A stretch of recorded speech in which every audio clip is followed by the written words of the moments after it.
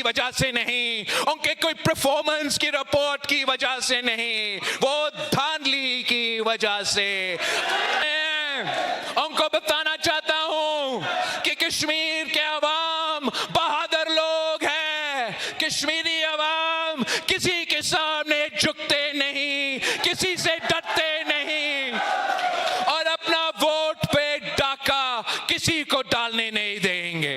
ये नस्ल दर नस्ल जो धांधली के पैदावार हैं, वो नस्ल दर नस्ल जो धांधली के पैदावार है, वो समझते हैं कि कश्मीर में हम इनको धांधली करने देंगे। अस्सलाम वालेकुम नाजरीन, आज की तकरीर ने पाकिस्तानी सियासत में एक नई हलचल पैदा कर दी है। बिलावल भुट्टो जरदारी ने अपनी तकरीर में हुकूमत, इंतखाबी अमल और मुल्क की मौजूदा सियासी सूरत हाल पर ऐसे सवालात उठाए हैं जिन पर अब हर तरफ बहस हो रही है। बिलावल भुट्टो जरदारी ने कहा कि ये 47 की पैदावार है और ये आए हैं अब इलेक्शन के टाइम वोट मांगने। इनको कोई मोहब्बत नहीं कश्मीरियों से, ये धोखा फ्रॉड है। जाओ इनसे बच जाओ, अब मोर लगनी है तो तीर पर ही लगेगी। आए नाजरीन, सबसे पहले ये जबरदस्त वीडियो देखते हैं, फिर इसके ऊपर बात करेंगे। और जब भी पाकिस्तान पीपल्स पार्टी ने इख्तियार संभाला है तो इनकी धांधली के बावजूद, इनका ना चाहते हुए हमने इनसे इख्तियार छीना है। किसी ने हमें इख्तियार तोहफे में या प्लेट पे दिया नहीं है। ये नस्ल दर नस्ल जो धांधली के पैदावार है, वो नस्ल दर नस्ल जो धांधली के पैदावार है, वो समझते हैं कि कश्मीर में हम इनको धांधली करने देंगे। मैं उनको बताना चाहता हूं कि कश्मीर के अवाम बहादुर लोग हैं। कश्मीरी ये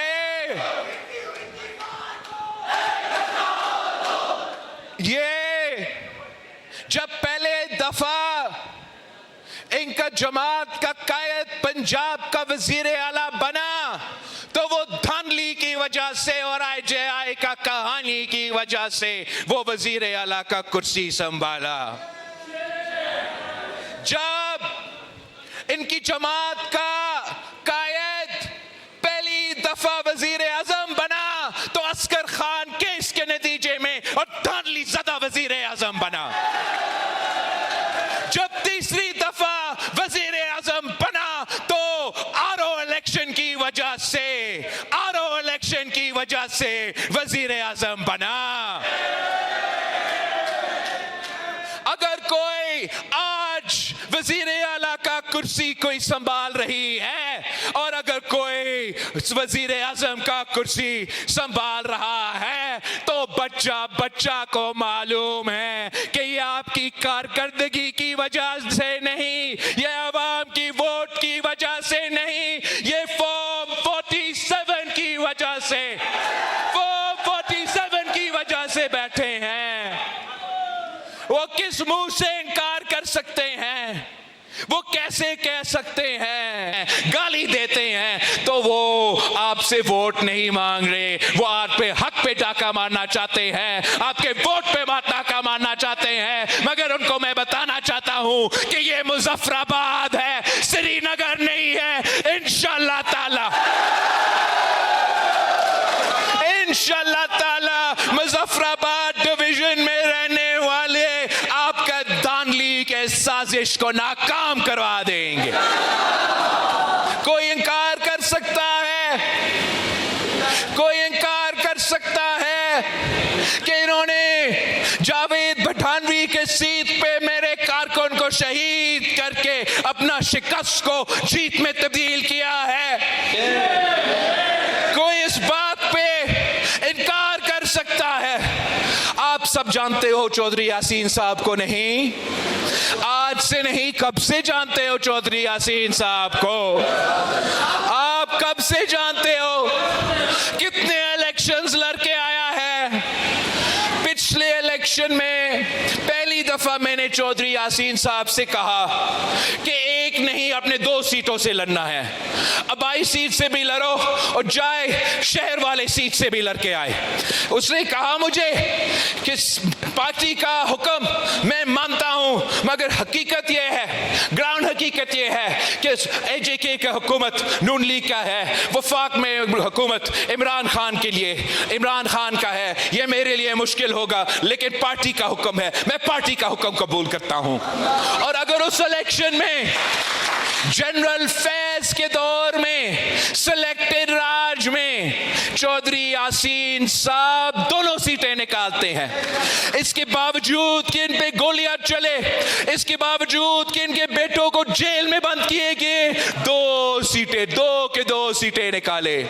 अपने अबाई गांव का सीट निकाला, अबाई हल्का निकाला, और वो शहर वाला सीट, मीरपुर शहर की सीट, कोटली शहर की सीट, जो हम कायदे अवाम शहीद जुल्फिकार अली भुट्टो के दौर में जीता था और उसके बाद किसी एक इलेक्शन में नहीं जीते थे। उस इलेक्शन में, पिछले इलेक्शन में चौधरी यासीन साहब ने वो शहर वाले सीट को कम मार्जिन में से सही, लेकिन वो सीट पे निकाल के दिया था मुझे। अब मैं ये कैसे कबूल करूं? मैं कैसे कबूल करूं कि इस इलेक्शन में वही चौधरी यासीन दोनों सीटें से लड़ रहा है, अबाई सीट से भी, शहर वाले सीट से भी। बॉयकॉट का माहौल है, बॉयकॉट का शोर है। एक तरफ PTI कह रहे हैं कि नहीं बॉयकॉट करो, दूसरी तरफ ये एहतजाज करने वाले कह रहे हैं कि बॉयकॉट करो। फिजा ऐसे कुछ है, मगर इस माहौल में भी चौधरी यासीन साहब वो शहर वाली सीट से, बड़ी लीड से, पिछले इलेक्शन से बड़ी लीड से वो सीट मुझे जीत के दिलवा देता है। फिर जो अबाई सीट है, वो अबाई सीट में आप 30 पोलिंग स्टेशंस को कब्जा करें, 30 पोलिंग स्टेशंस पे कब्जा कर पे थप्पे लगाते हो। उसका मैं वीडियो प्रूफ सबूत, मैंने वीडियो सबूत दिया है अपना सोशल मीडिया पे, आज भी देख सकते। और आप अपना शिकस्त को, चौधरी यासीन की जीत को तानली करके जोर जबरदस्ती चौधरी यासीन की जीत को शिकस्त में तब्दील करे तो हम नहीं कबूल कर सकते हैं। हम क्यों कबूल करें?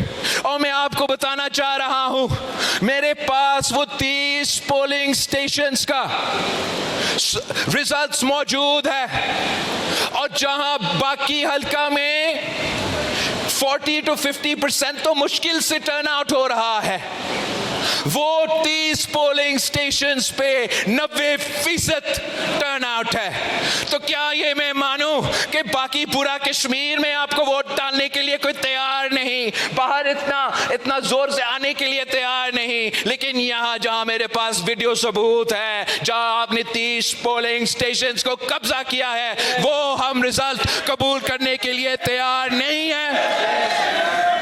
और हम मुतालबा करते हैं इलेक्शन कमीशन से कि अगर आप इस दांधली में मुलविस नहीं थे तो फिर आप साफ और शफाफ तहकीकात करें, रीपोलिंग करें और मीरपुर डिवीजन के अवाम के साथ, कोटली के अवाम के साथ इंसाफ करें। नाजरीन, आपने पूरी तकरीर तफसील से सुनी। इस खिताब में इंतखाबात, अवामी मंडेट, सियासी जमातों के किरदार, एहतजाज, इंतखाबी अमल और रियासती इदारों के हवाले से कई अहम नुकात उठाए गए। मुकर्रर ने अपने मौक़िफ़ को भरपूर अंदाज में पेश किया और मुख्तलिफ सियासी वाक़यात का हवाला भी दिया। अब ये जिम्मेदारी अवाम पर है कि वो हर दावे और हर मौक़िफ़ को मुख्तलिफ ज़राए से देखें, सुनें और समझें, फिर अपनी राय कायम करें। जमहूरियत की असल ताकत अवाम होते हैं और अवाम का एतमाद ही किसी भी निज़ाम की बुनियाद बनता है। इसीलिए इंतखाबात का शफाफ, आज़ाद और मुनसिफाना होना हर जमहूरी माशरे के लिए इंतहाई अहम समझा जाता है। अगर किसी जमात को नताइज पर एतराज़ हो तो इसके लिए आईनी और कानूनी रास्ते मौजूद होते हैं, जिन्हें इख्तियार करना ही जमहूरी रवायत है। पाकिस्तान की सियासी तारीख में इख्तलाफात हमेशा मौजूद रहे हैं, लेकिन वक्त ने यह भी साबित किया कि क्या सियासी मसाइल का पायदार हल सिर्फ मुज़ाकरात, कानून और आइन के दायरे में میں رہ کر ہی ممکن ہے۔ جب اختلافات شدت اختیار کر جاتے ہیں تو اس کا اثر عام شہری پر پڑتا ہے، جسے روزگار، ہمیشہ مہنگائی، تعلیم، صحت اور امن جیسے بنیادی مسائل کا سامنا ہوتا ہے۔ آج ایک عام پاکستانی یہی چاہتا ہے کہ ملک میں استحکام آئے، اداروں پر اعتماد بڑھے، معیشت مضبوط ہو، نوجوانوں کے لیے روزگار کے مواقع پیدا ہوں اور عوام کی زندگی آسان بنائی جائے۔ سیاسی جماعتوں کے درمیان اختلاف اپنی جگہ، لیکن قومی مفاد سب سے مقدم ہونا چاہیے۔ اس تقریر میں جو سوالات اٹھائے گئے ان پر مختلف آراء موجود ہو سکتی ہیں۔ کچھ لوگ ان سے اتفاق کریں گے، کچھ اختلاف کریں گے، اور یہی جمہوریت کا حسن ہے کہ ہر شہری کو اپنی رائے رکھنے کا حق حاصل ہے۔ اہم بات یہ ہے کہ گفتگو، دلیل، احترام اور قانون کے دائرے میں رہے۔ ہم ہمیشہ کوشش کرتے ہیں کہ آپ تک مختلف سیاسی بیانات اور اہم واقعات پہنچائیں تاکہ خود حقائق کو دیکھ سکیں۔ ہمارا مقصد کسی ایک موقف کو مسلط کرنا نہیں، بلکہ معلومات فراہم کرنا اور تجزیے کے ذریعے مختلف پہلوؤں کو سامنے لانا ہے۔ کیا رائے ہے؟ کمنٹ سیکشن میں اپنی رائے ضرور دیں۔ آپ کے خیال میں پاکستان میں